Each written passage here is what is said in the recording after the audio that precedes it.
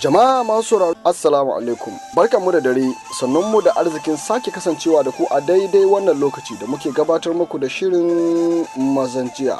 Shirin mazanjiya shiri ne da sashen labaru da al'amuran yau da kullum na wannan gidan rediyo ke gabatar muku a kowane mako domin bibiyar tarihin rayuwar muhimman mutanen da suka taka rawa a sassa daban-daban domin ganin ci gaban kasar nan. Sunana Muhammad Babangida kuma ni ne zan jagoranci shirin a wannan rana.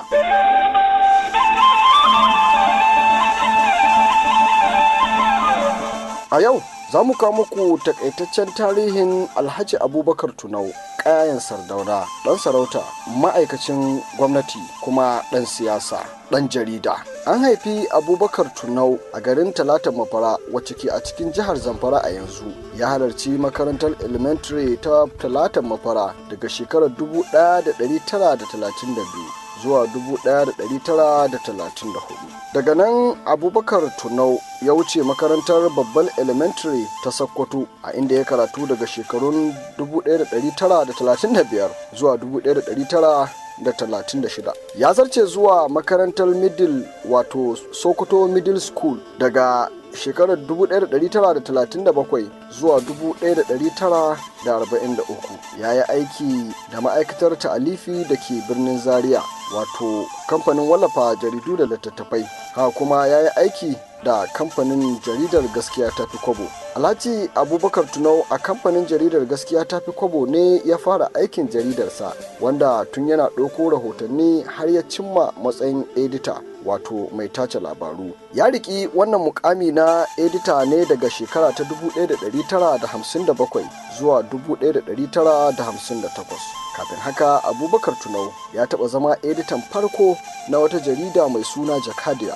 Haka kuma ya taɓa riƙe mukamin editan wata mujalla ta turanci mai suna The World. Abubakar Tunau ya je ƙasar Ingila wato Burtaniya kafin haka domin koyon aikin jarida a shekara ta 1951 zuwa 1952. Har wa yau ya sake komawa ƙasar ta Ingila domin ƙara ƙwarewa akan fannin aiki na jarida a inda ya shekara 4 yana wannan karatu daga 1954 zuwa 1957. Abubakar Tunau, wanda ɗan asalin sarautar Talatan Mafara ne, ya taɓa riƙe muƙamin sakatare na kamfanin raya yankin Arewa mai suna Northern Nigeria Development Company. Wannan a lokacin da Ahmadu Bello Sardauna ya ƙirƙiri wannan kamfanin domin ci gaban harkar kamfanoni da masana'antu da ke yankin Arewa.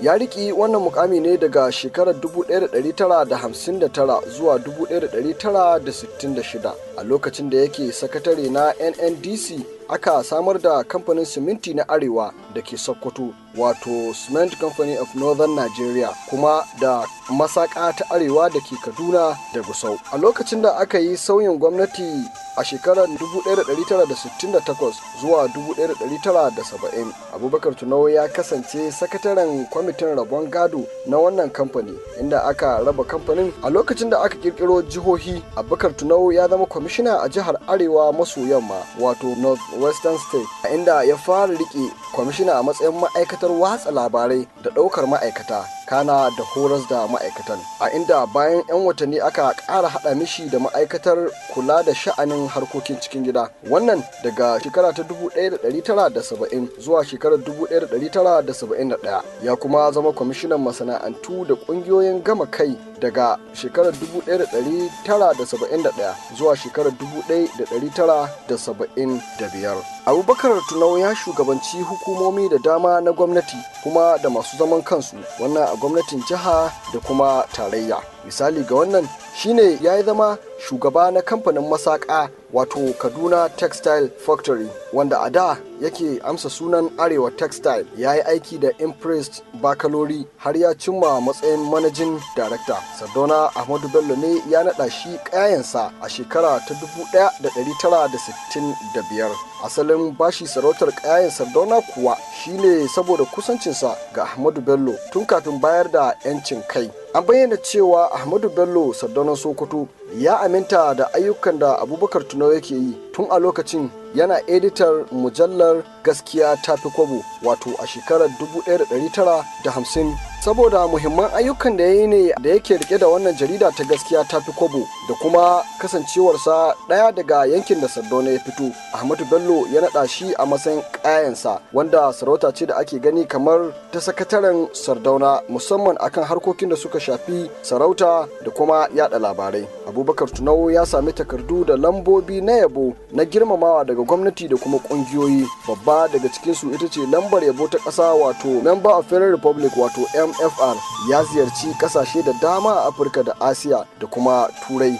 Shine mawallafin littafin nan na wasan kwaikwayo na Hausa, wato wasar marafa, wanda shine littafin wasar kwaikwayo da ya fara bayyana a arewacin Najeriya. Domin kuwa an wallafa wannan littafi ne a shekarar ta 1943. Abubakar Tunau ya kasance mai son wasar motsa jiki kuma ya auri mata ɗaya da 'ya'ya. Abubakar Tunau ya rasu a shekara ta 2008 a gidansa da ke Talata Mafara da ke a jihar Zamfara.